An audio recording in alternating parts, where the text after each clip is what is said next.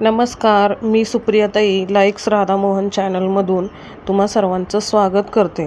प्रथम सगळ्यांना श्री स्वामी समर्थ. आज मी तुमच्याशी एका नवीन टॉपिकवर बोलणार आहे.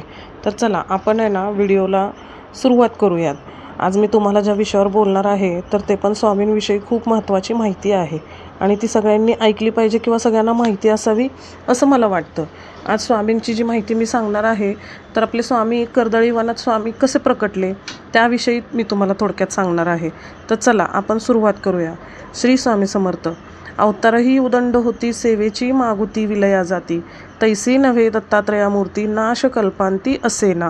म्हणजे श्री दत्तगुरूंचे तिसरे अनियोज अवतार म्हणजे अक्कलकोट निवासी श्री स्वामी समर्थ होय. श्री नरसिंह सरस्वती हे दत्तगुरूंचे महत्त्वाचे अवतार. या नरसिंह सरस्वतींनी दत्तभक्तीचा खूप प्रसार केला. नरसिंह सरस्वती हे गाणगापुरावरून निघाले आणि कर्दळीवनात गुप्त झाले. असा स्वामींचा कर्दळीवनात गुप्त झाल्यानंतर प्रकट झालेला हा सगळा सार आहे. खरं तर श्री दत्तात्रयांचे 4 अवतार होते. त्यापैकी पहिला श्रीपाद श्री वल्लभ. त्यांचं प्रकट जो काळ होता तो साधारण 1320 ते 1350 पर्यंतचा होता. दुसरा अवतार जो होता तो श्री नरसिंह सरस्वती असा होता. त्यांचा सुद्धा अवतार काळ 1340 ते साधारण 1380 असा होता.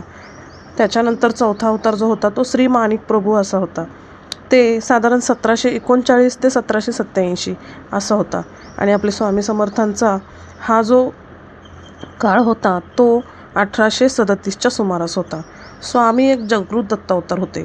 श्री नरसिंह सरस्वती हे गाणगापुरावरून निघाले आणि ते कर्दळीवनात गुप्त झाले. श्री नरसिंह सरस्वती तेथे तपश्चर्येला बसले व त्यांच्या भोवती अचानक मोठे वारूळ निर्माण झाले.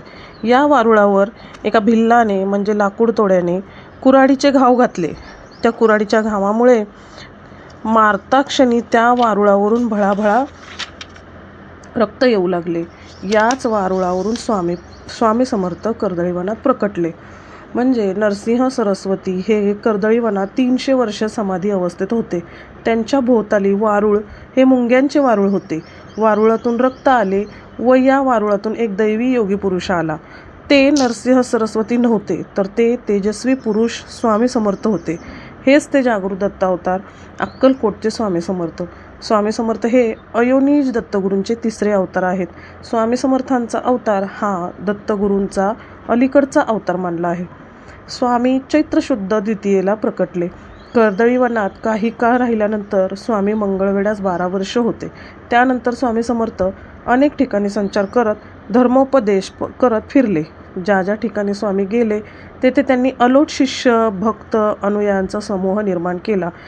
आणि तसं म्हटलं तर स्वामींचा अक्कलकोटला प्रदीर्घ निवास झाला. तो कसा? स्वामी अक्कलकोटला प्रदीर्घ काळ राहिले व लोकांच्या समस्या सोडवण्यात त्यांनी आपले सर्व आयुष्य खर्च केले. रोज 1500 माणसं स्वामींना अक्कलकोट क्षेत्री भेटत असत.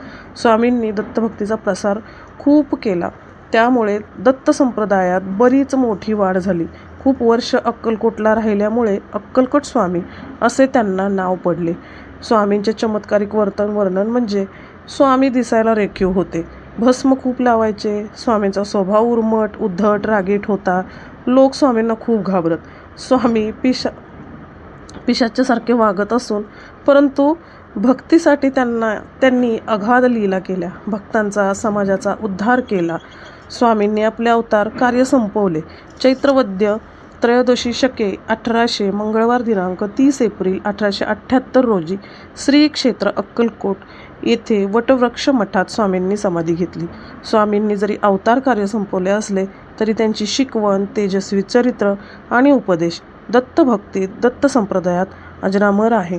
श्री स्वामी समर्थ. जय जय स्वामी समर्थ.